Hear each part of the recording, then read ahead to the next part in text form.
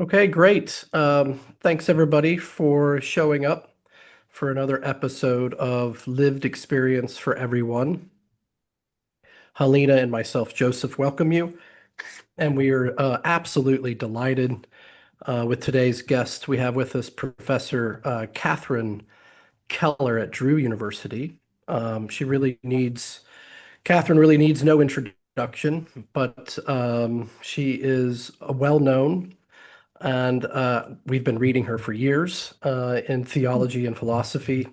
And she's an author of several monographs and edited works.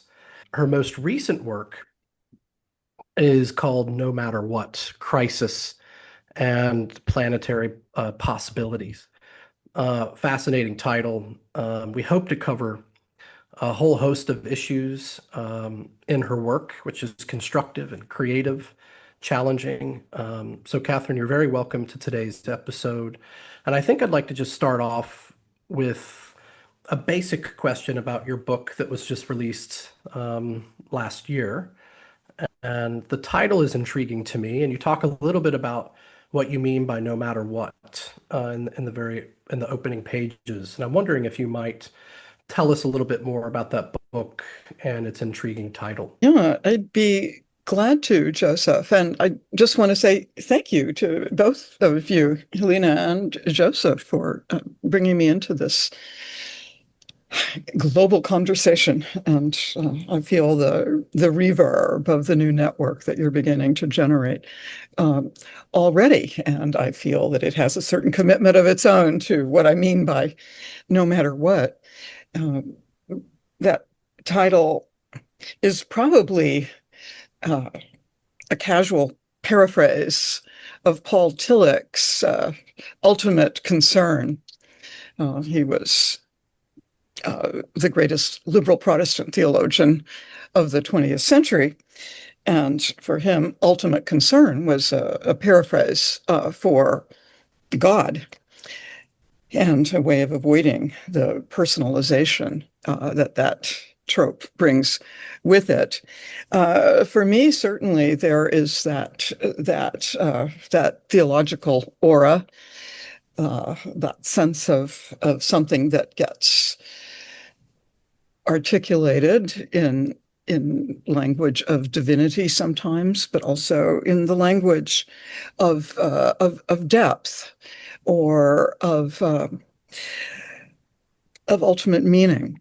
When we reflect on what our lives very privately, very individually, and our lives very connectedly and planetarily are all about. So no matter what is a way of saying, there is that which matters no matter what.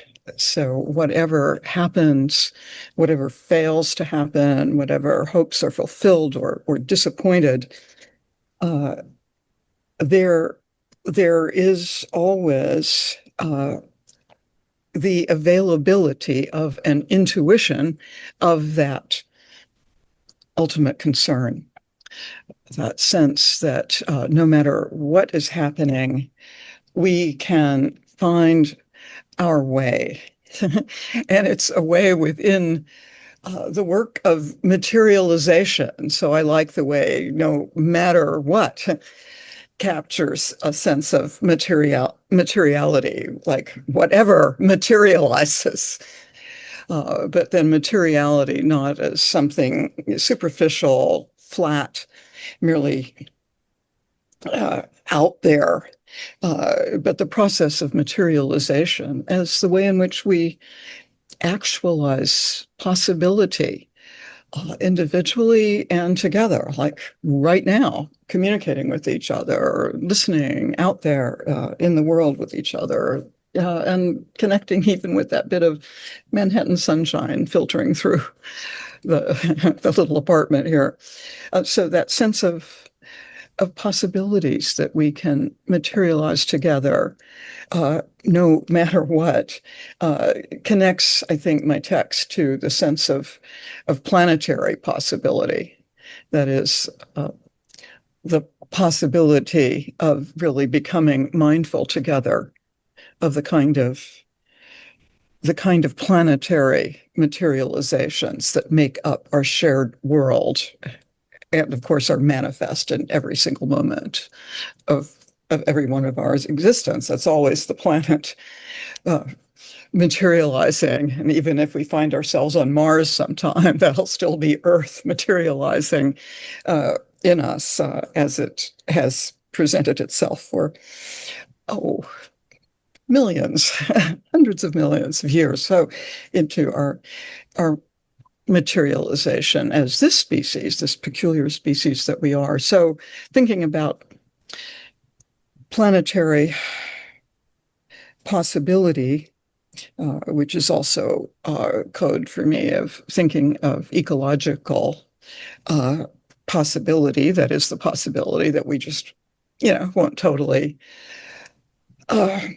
destroy the possibility of future life, the possibility of a possible shared good species existence in the more distant future. Seems like something that we all have to take into account somewhat rhythmically now, because it's in question. And we can talk more about that, but that sense of shared planetary possibility amidst great ecological and social crisis seems to me crucial to staying in touch with what matters, no matter what. However much one renders that theologically, and I've tried to put it in not very explicitly theological terms to get the sense of the breadth, not just of the reality of our place in the cosmos, but the breadth of our possible conversations.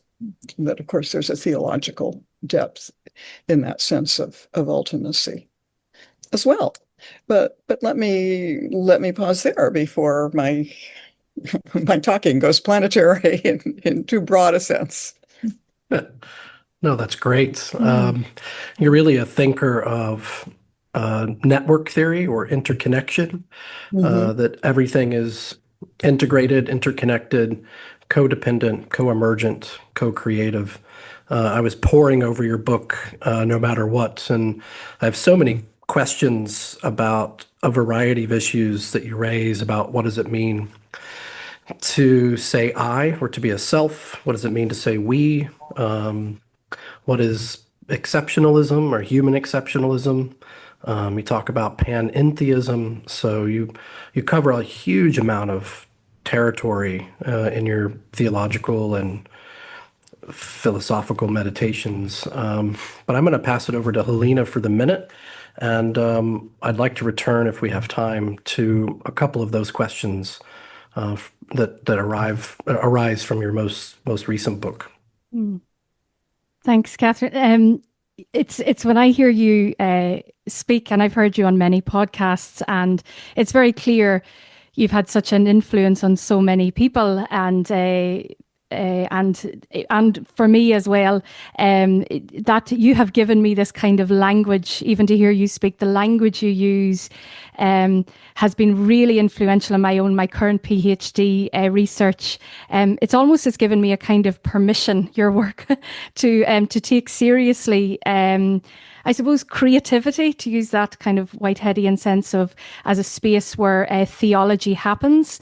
And, you speak about the process of materialization and connection. And I want to kind of get to that. You mentioned about crisis. I'd like to kind of land there, but maybe if I put it in a little bit of context, just where my own research, where I'm coming from, I'm exploring a practice of Bible journaling, and it's thousands, hundreds of thousands of women are engaged in this devotional activity internationally, all over the world. So really, they're using a variety of art materials and creative media in their personal interpretation and appropriation of biblical texts. So these journaled pages within these very specific kind of Bibles, half of the page is text and the other half is blank. So you have these very beautiful artwork, and they're often photographed and they're shared on social media. So there's one Facebook group, for example, has 146,000 members. So it's very widespread, very significant for many women of faith.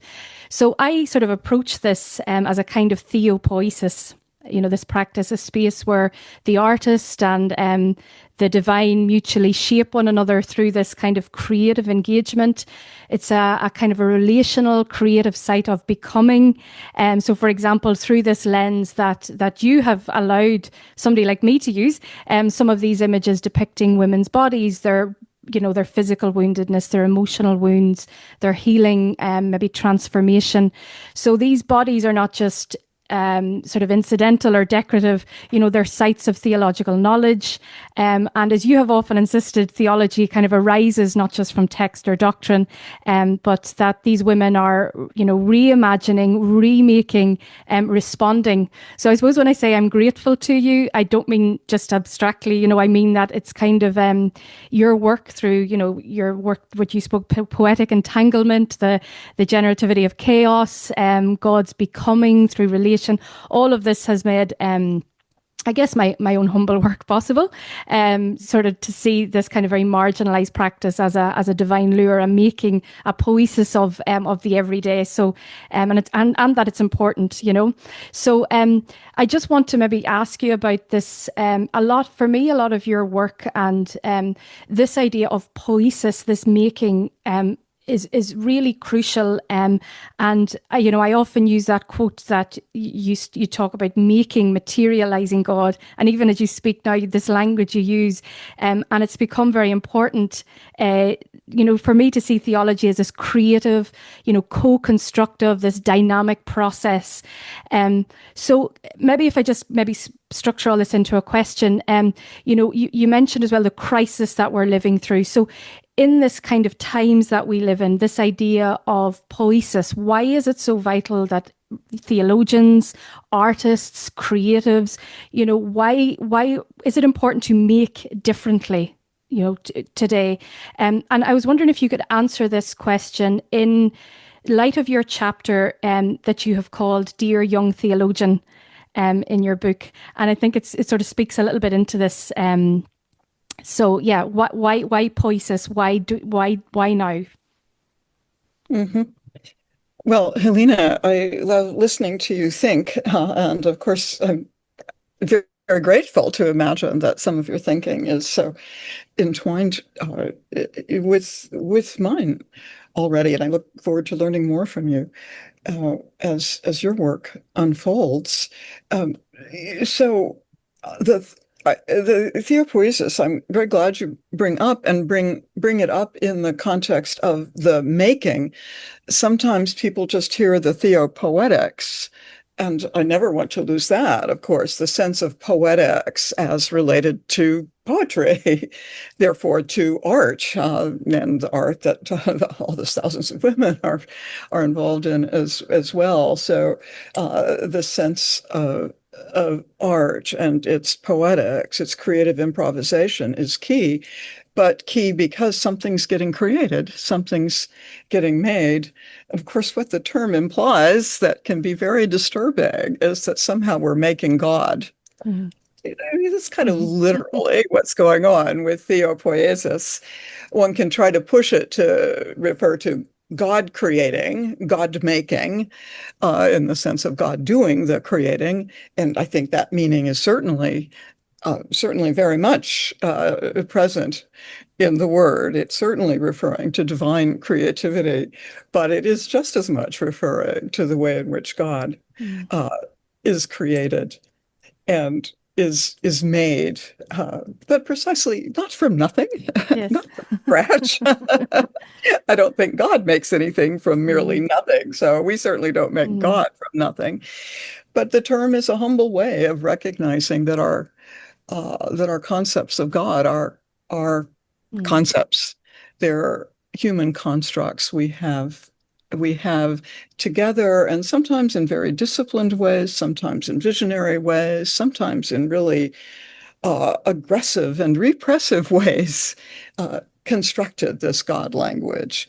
And the language tends to be all the more aggressive and repressive, the God language, the theological language in the theopoetics, if it's not acknowledging that we humans construct this language. If it just thinks, no, this is just God's direct word in human language to us, with no significant filtering, God, the word of God, that's a bit more of an American problem than it is an Irish or even European problem. And it's much more of a conservative Protestant problem than it is a Roman Catholic problem.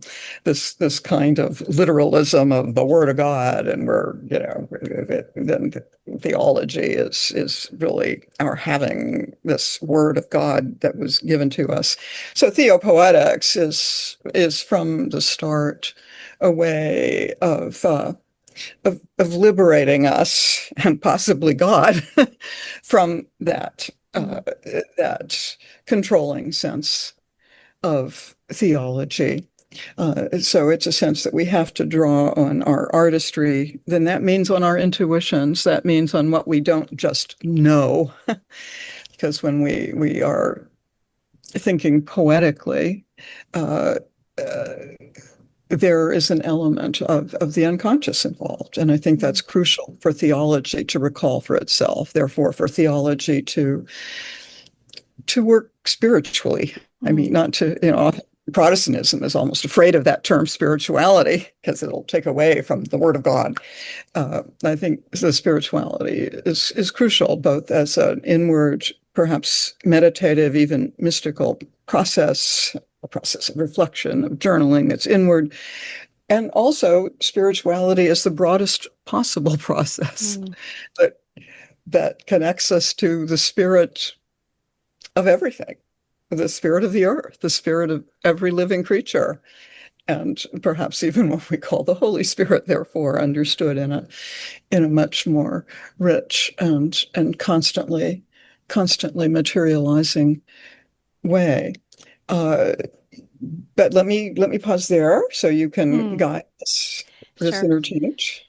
Yeah, I suppose I'm thinking, obviously this distinction between theopoetics, theopoiesis, that has, and sometimes I think that, kind of the definitions of theopoetics is so much energy is almost spent trying to define it. And of course, theopoetics isn't just one thing.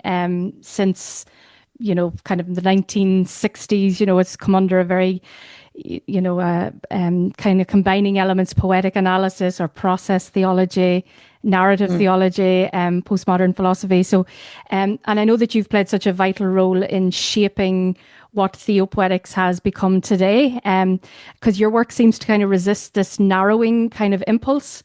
And I love that you kind of speak about theopoetics as supplement, that it enhances the future of theology, that it enriches it. It's about opening up theology. It's not about closing it down, and that it runs kind of deep as well into Christian history and theology. And to truly understand it, we must kind of take this entire kind of semantic spectrum, and from its biblical roots, the poiesis of God, to mystical roots, to philosophical and poetic branches, etc.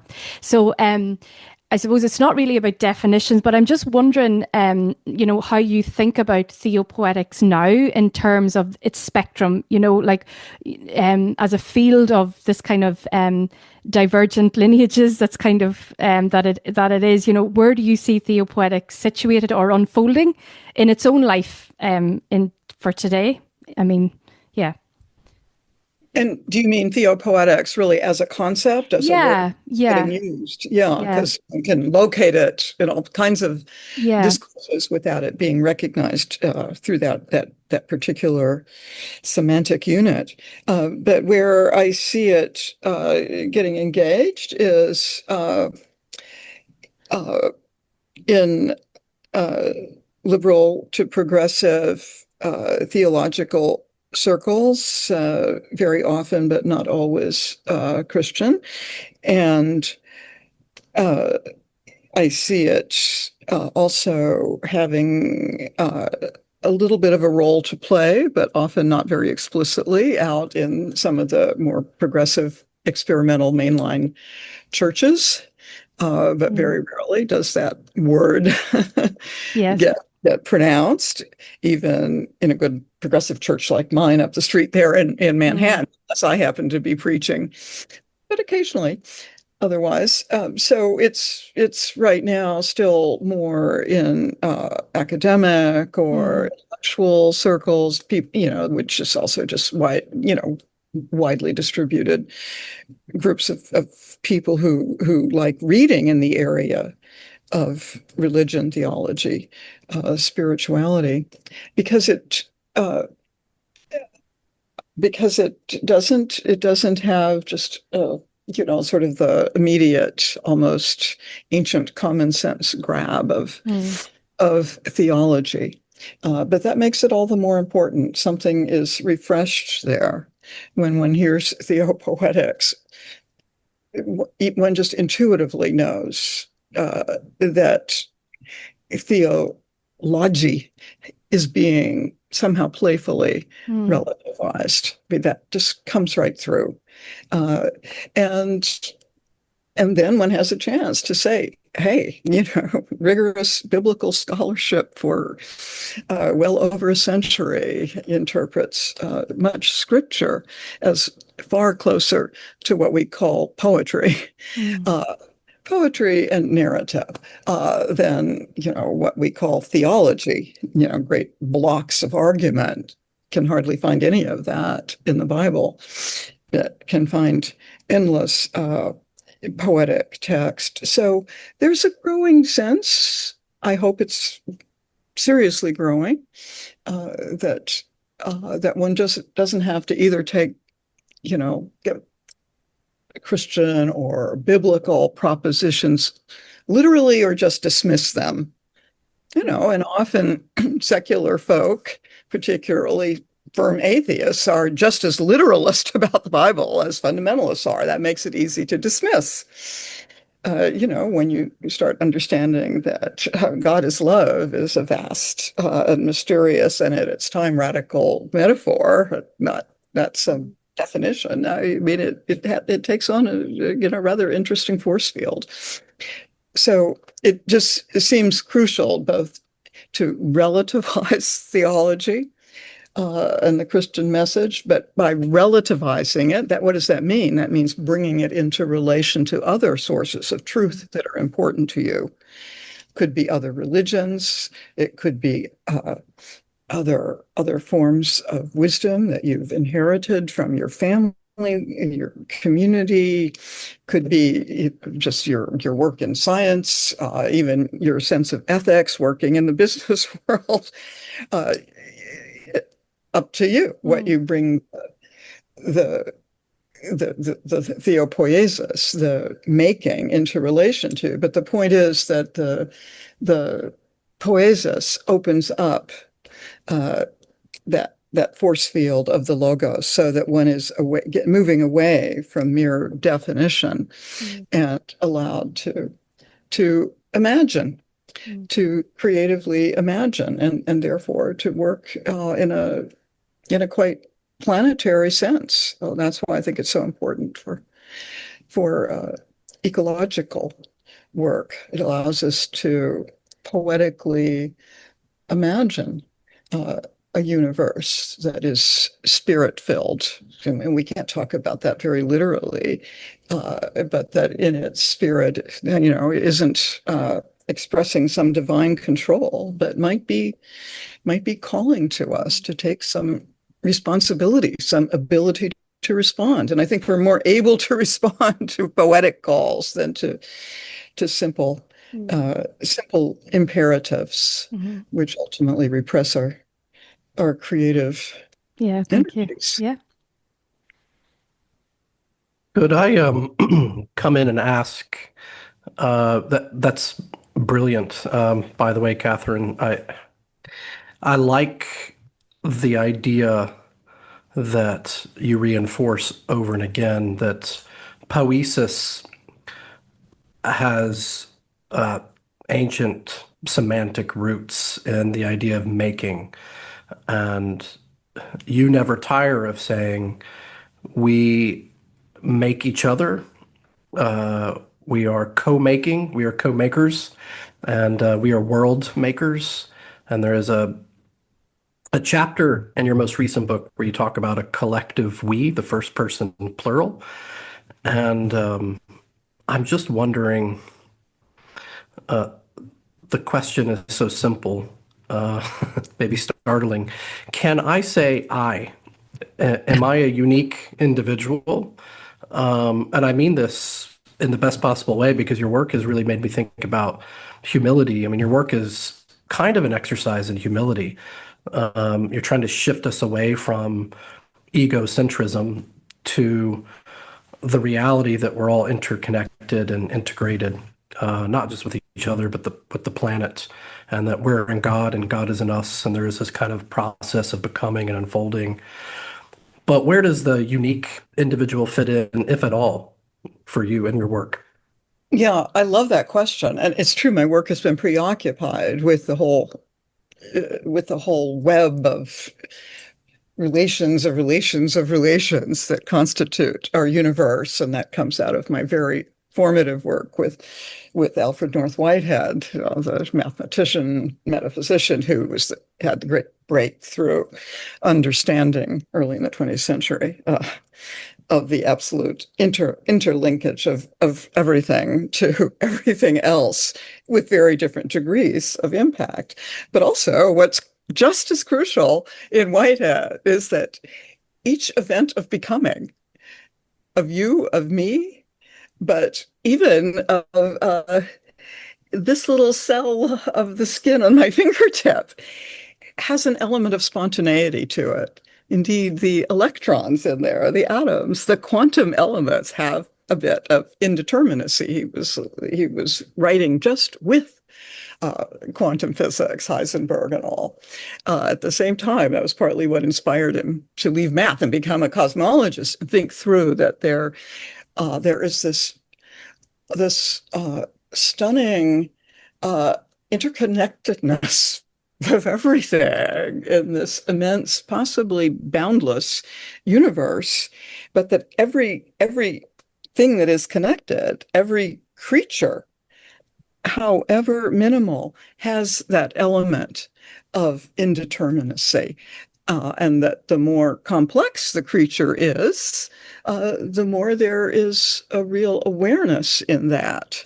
And then when you get to the animal level, that becomes a kind of consciousness, and at our level, a kind of self-consciousness. So, the point is that that thinking in terms of vast fields of interdependence is crucial ecologically, but it will backfire miserably if it seems to be homogenizing us, the creatures, us, the humans, even us in our conversation, just because we're connecting. And I think that we are really beautifully.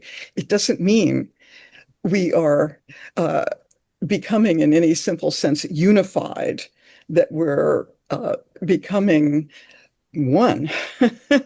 No, you're becoming part of me, becoming part of you in an interesting sense that complicates and enriches who I am. So it actually develops my individuality.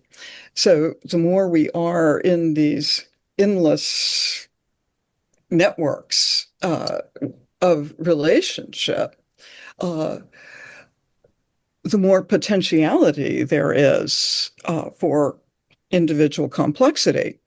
But of course, every quantum is in vast webs of relationship and is not deeply complex. So this is about the complexity that develops with a kind of self-awareness, with an awareness that spreads through the networks of relation, and that in us becomes this self-awareness.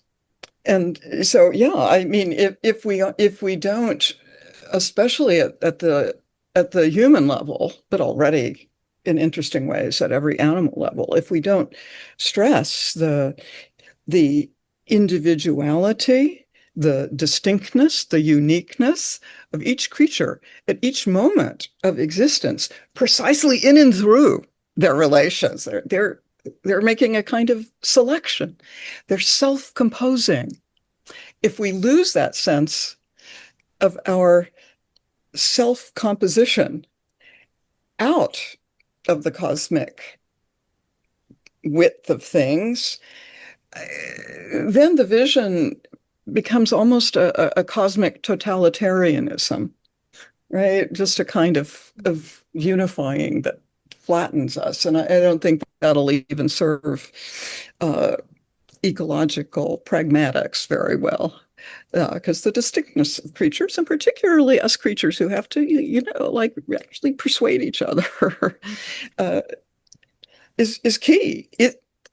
Our distinctness, our utter individuality, moment to moment, shifting as it is crucial to our awareness of that vast web of relations. Does that help? It's a way of talking about, utter uniqueness, not separate individuality. It's not like we're a bunch of separate selves held together by, a bunch of cosmic filaments. No, we are energetic events of becoming in and through those relations that make us up, like our genetic relations, our early family relations, our communal relations, our relations right now, provide us all that rich stuff that makes us up, but we self-compose in it. And there is some element of real choice in that self-composition when we're talking about complex creatures like us. So if we lose that, then it goes totalitarian. If there's no choice, just all this influence, then there's just a kind of imposed oneness, which could be political or religious totalitarianism, just you have to all kind of conform. This is a much more complex and difficult, sparkling spider's web, and fragile, because the wrong kind of individuality disregards the web of relations, right? And starts wrecking the web and starts like tearing it up.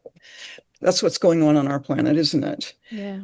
Our lovely complex species, utterly, absolutely, amazingly interdependent with everything across the planet, interdependent in ways that no creature before perhaps has ever been on this planet, because of things like this, like this media.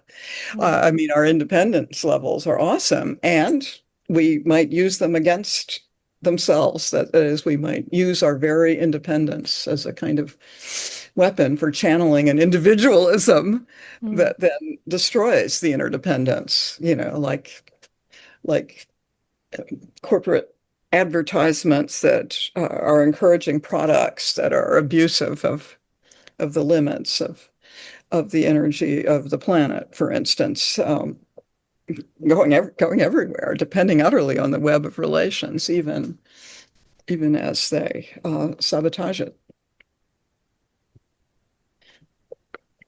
Thank you. That's even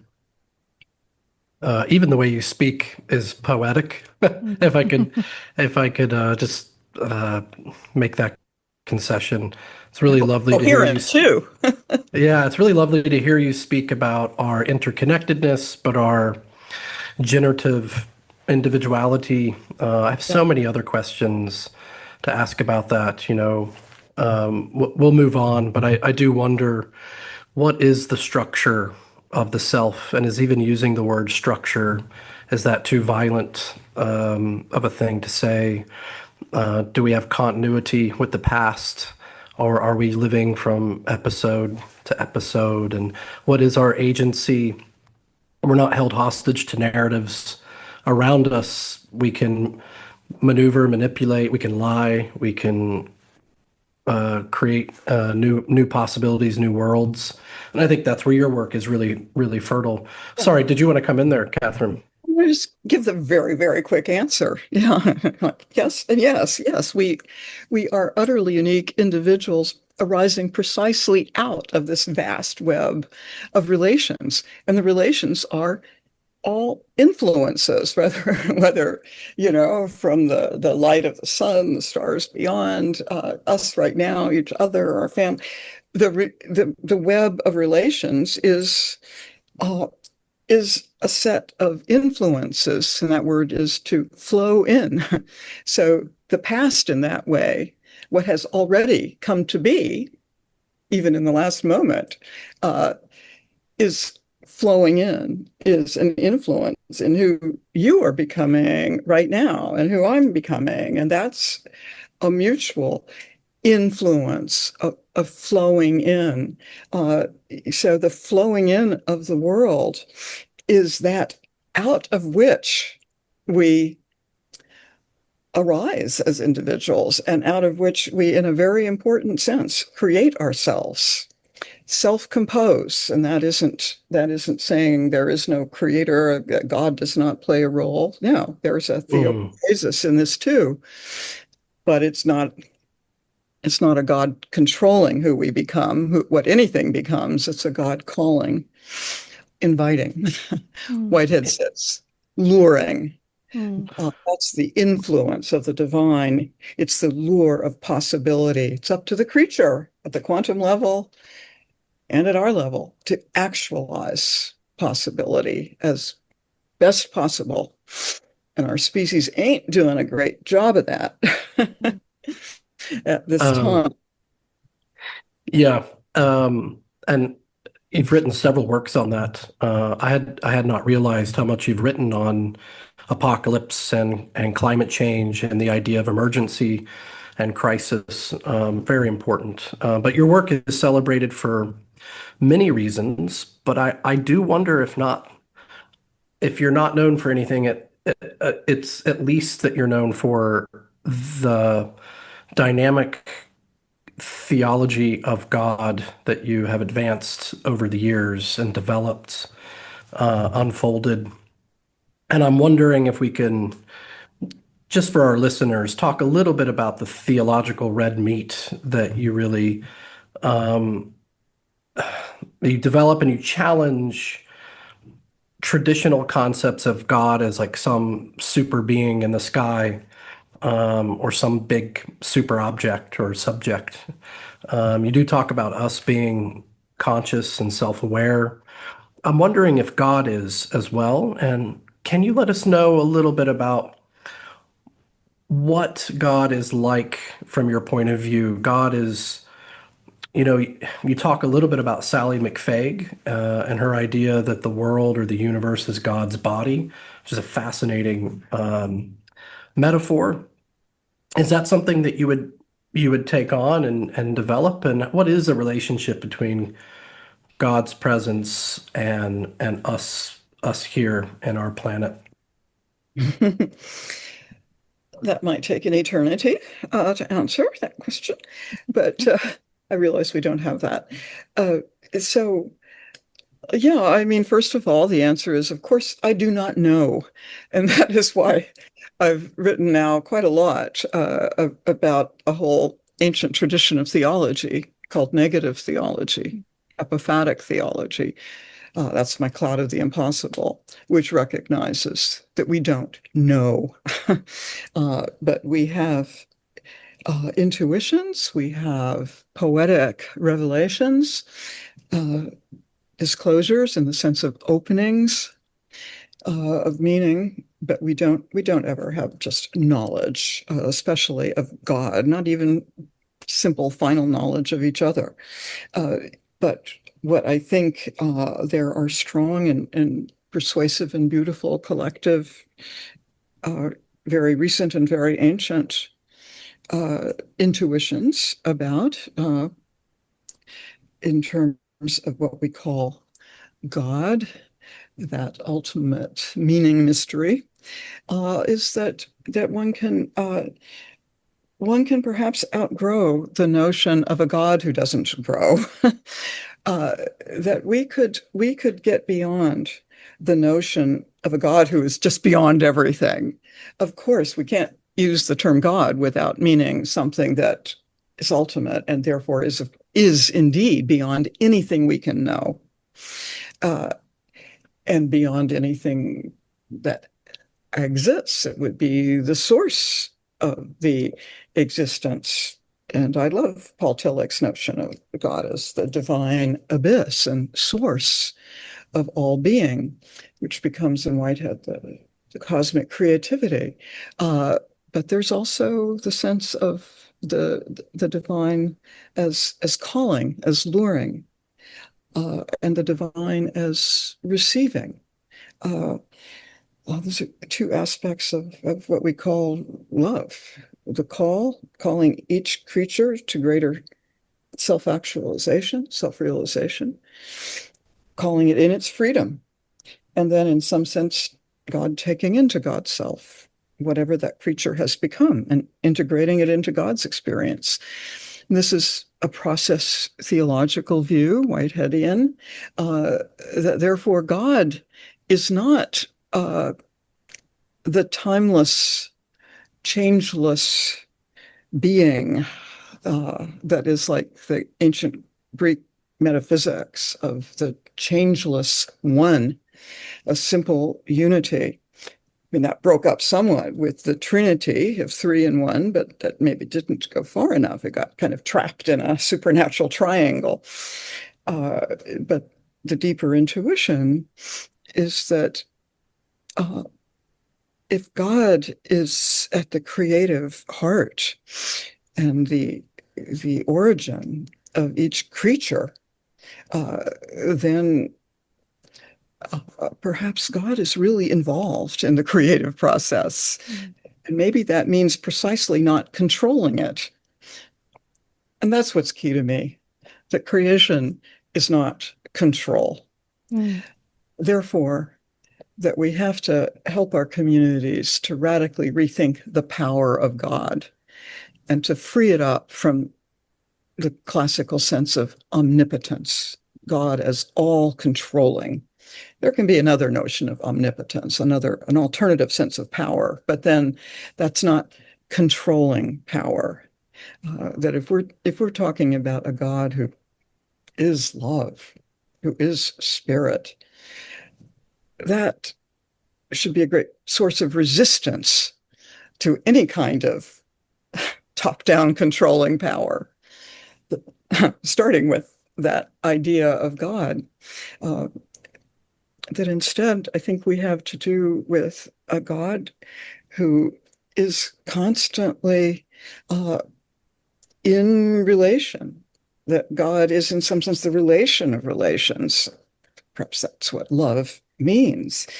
And that means that God is calling forth creatures in these endless networks of relation. And that means that perhaps God is really taking in what happens. If God is calling forth spontaneity, encourage our freedom, and particularly ours in the image of God, maybe that's because then God's really interested. Maybe that's because God takes in who we become. And if God takes in who we become, that means that God becomes. We take in each other, therefore I'm not exactly who I was at the beginning of this conversation. God is taking in everything happening in this maybe infinite universe. And so God too would be in a great cosmic process of becoming, holding all that has been, holding it in relation to an eternal wisdom that continues to call, but in a process that's perhaps really radically open to what is becoming.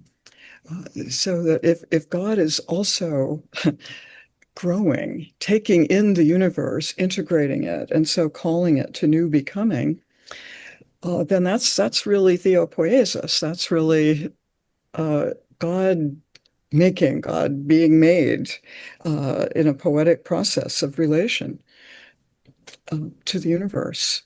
So I think that's the crucial insight for me, that that the divine relationality means that God is in a constant process of becoming through relations. God is not forced to become anything by anything, but that God takes what we call God, is taking it all in some way that we can only imagine, integrating it in some stunning, ongoing work of cosmic artistry, which then inspires our next moments. That's beautiful. It's so beautiful to hear you speak, Catherine. I'd love to sort of, when you're speaking there, I'm thinking of, again, just some of the work that I'm kind of involved in and your influence on it, I guess. And this idea you were saying about, rethinking God or developing all of this with that kind of Whiteheadian sense, that he, like, some with theopoetics, often it's not just about kind of this creative kind of lens, but there's also, it opens up a space for disrupting or questioning what's fixed, sort of, that what masks the way we talk about God, the patriarchal assumptions or the unconscious biases, perhaps. So this kind of, I know you have written about theopolitical language that passes as maybe neutral, and I think Whitehead would say that our language for God is influenced by cultural, even political forces. And even if you take something that I'm looking at, something as apolitical, seemingly apolitical as Bible journaling, but the structures that Bible journalers are often part of are within very conservative religious communities, established ecclesial structures. So through this practice, women are creating, sometimes subtly or not so subtly, reimagining God, reframing theological meaning, and disrupting these inherited kind of hierarchies, even if that's not their stated intention. So I think there's a kind of a quiet counter discourse here, this poesis that resists the kind of surface level theological seamlessness that's imposed by maybe how we speak of God, our God language. So I think theopoetics is not just a descriptive term, but it's it kind of addresses these underlying agendas, that shapes the conversation, that exposes and interrupts. So could you maybe say a little bit about that, this idea of disruption or... Yeah, no, it's really crucial, Helena, to keep that creative disruption in mind, and that when this journaling unfolds, it doesn't need to intend to disrupt a thing. It's intending to reflect, but it opens up a process that allows then fresh insights to come through that just because they're lively, do a little shaking up, allow us to just question assumptions. It might allow us to really strongly confirm some of the assumptions that we have had for a long time, or maybe even some of the teachings we've had from earliest Sunday school. Hey, they might get confirmed, but perhaps with a new freshness and a new sense of connection to a wider world. Or they might get exposed as idols and really get shattered as we come into new insights. And there's probably some of both going on when the reflective process really has its space. That there's a lot in our cultural baggage that we've taken in that needs to be shaken up and maybe shattered. And there's a lot that we've inherited from our cultures, our religions, our families that also needs to be treasured, but reinterpreted, opened out. And of course, theologically, the big challenge has been for my lifetime. I have to start saying. I mean, really, I realize it's for 50 years. I've been explicitly challenging the exclusive masculinity of God. That's what, a little bit before age 20. Well, that would make it more than 50 years. I started to become aware of the problem of this masculine divinity. And then, thank God, I became aware of something called feminist theology that was barely starting. A little bit of Rosemary Radford Ruth or Mary Daly.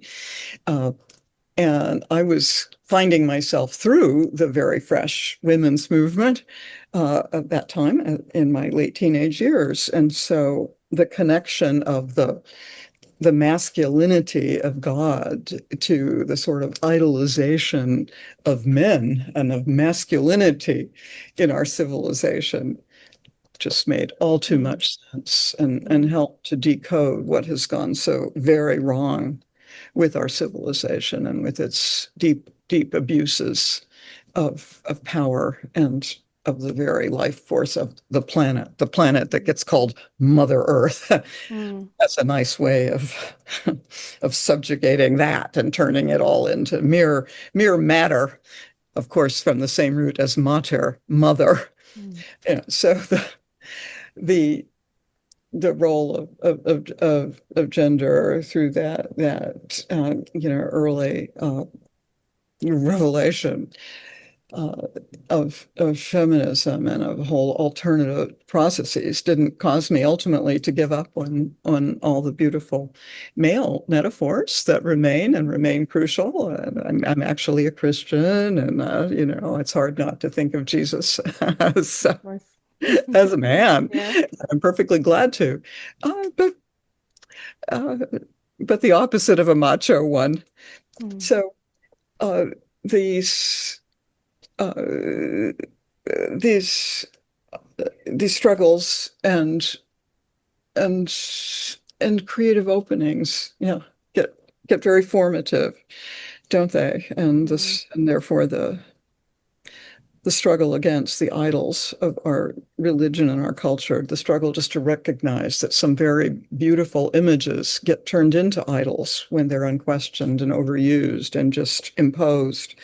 That questioning can become a really creative quest. And it's not about getting rid of the past, getting rid of our traditions, getting rid of our legacies. It's about opening them to the freshness of our shared planetary life. Thank you. Beautiful once again. Can I follow up with one final question? We're coming to the end.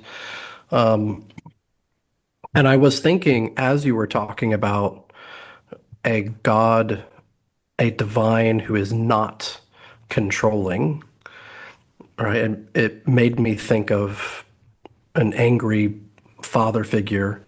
And what makes father figures so terrible is they tend to be tyrants and controlling. And I'm just wondering, this divine who becomes in relationship with us and grows, it is disturbing, I think, probably for traditional Christians. It would be for my mother or my brothers who are interested in their faith. But I wonder, this vulnerable God, how does that reshape, say, my brother Alex, if he's interested in listening to this? Immediately, I would say, well, it would reshape my faith in making me less controlling or macho, to put it that way. It is quite masculine to think of a God as a super being in control or an autonomous king-like figure. So I'm wondering, what are some of the spiritual implications of your dynamic theology of becoming and divine becoming. I think what might be key for communicating with your brother, hi, would be that undoing this sense of God as all-controlling power, isn't it all about reducing divine strength, right? This is about reinterpreting strength, which probably goes on with good fathering all the time, sometimes consciously, sometimes less so, but really understanding our responsibility differently. So understanding power differently. The point isn't to give up power. I don't think we should do that. That just means giving it over to the guys who are really going to use it against us, against our planet, for their own benefits. No, we shouldn't give up power. We should transform it into something that is actually responsible, able to respond, because it understands that all power is actually about the flow of relations, the flow of influence. And so if we can understand power as this energy of relationship, then we also operate with power. You're both exercising power very intentionally by having this podcast, but you don't want to call it that because that'll be misunderstood as trying to coerce. So I love the Whiteheadian process theological distinction between coercive power and persuasive power. So that God maybe has infinite persuasive power, but that doesn't control. And when a species and some of its individuals and societies especially become closed to that cosmic spiritual source of themselves, great contradictions arise, and they're not tuned to that divine power, and that divine power can't flow, not in the way that it might. So I think it's a matter of really reimagining power so that it's no longer the stereotyped patriarchal masculinity of top-down control, but we also don't want to turn it into some kind of stereotyped femininity of sheer receptivity and acceptance. Yeah, of course. Yeah. That's not what we need as women. That's not what we need as men. We need I mean, I love the yin yang, of course, and it's originally beyond stereotypes, but it got trapped too, like all the great symbols of the world. Really, all the big ones got trapped by patriarchy. It's not just a Western thing.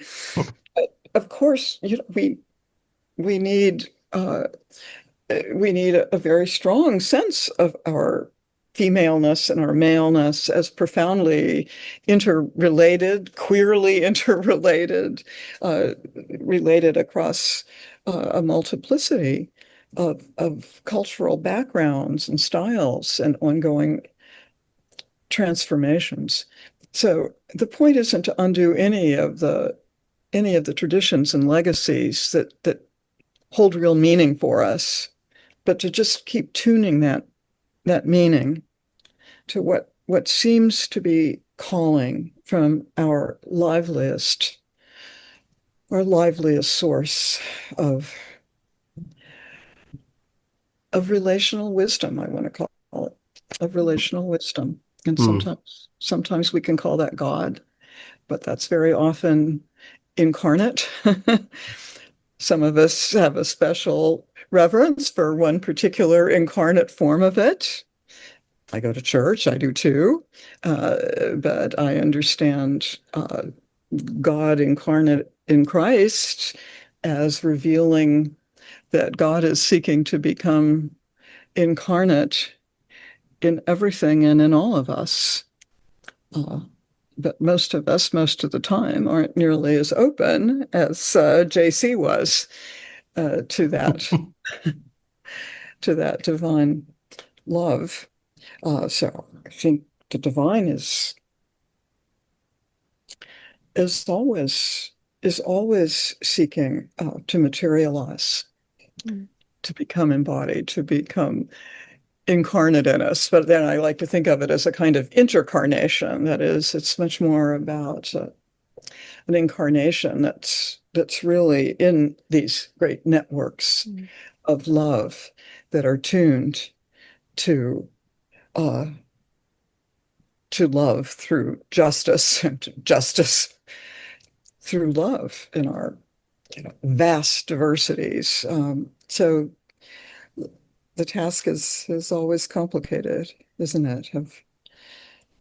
Of discerning how enough of us can make enough of a difference soon enough for this planet to heal well enough, for the future to be close enough to what I think exists in our ancient spiritual imagination. Yeah, I think that. Thank you for sharing your wisdom with us. It feels like a fireside chat and conversation about meaning and meaning making and even mental health to a degree. It certainly would connect up with the idea of rigidity versus flexibility, and becoming rigidly attached to a certain image of God or an image of the incarnation. Yeah, And I think, that's the idol making. yeah, and I think it feels certain, and I think evangelical Christians in America in particular, they've make an idol. I mean, we all do make an idol of certainty and security. Feels Conservative if evangelicals, yeah. Yeah, it feels nice to know for certain who and what God is, and that the Bible is absolutely true. Yeah. And reconciling with uncertainty is hard. And Amen. a healing way of living is this sort of ongoing reconciliation with uncertainty and just dwelling in it and dwelling in the becoming and being flexible in that flow of becoming. Knowing that uncertainty pertains to mystery. Yeah, it's not a bad thing. It's a compliment to say, well, I'm not sure. I'm uncertain. Yeah, it is. Openness. Openness to mystery. That's another way of reframing uncertainty. Well, look, we're so grateful that you've shared a full hour with us. Can I just close and ask, you probably get this a lot, what might be next? I mean, you've written so many books, edited so many books as well. You're enormously productive. There must be a kind of contemplative, energy you get out of the writing. Are you working on anything now that you'd like to share with us in the audience? Uh, Not very explicitly, and I want to say, thank God. No, I'm having a bit of a pause. I'm working on some specific lectures for European venues in the fall, and those are going to turn into a book. The first one has to do with spiritualities and theologies, and the second one has to do with hope, and the third one has to do with gender. I mean, these are the assigned topics that, more or less, that I'm loving working with. But I think that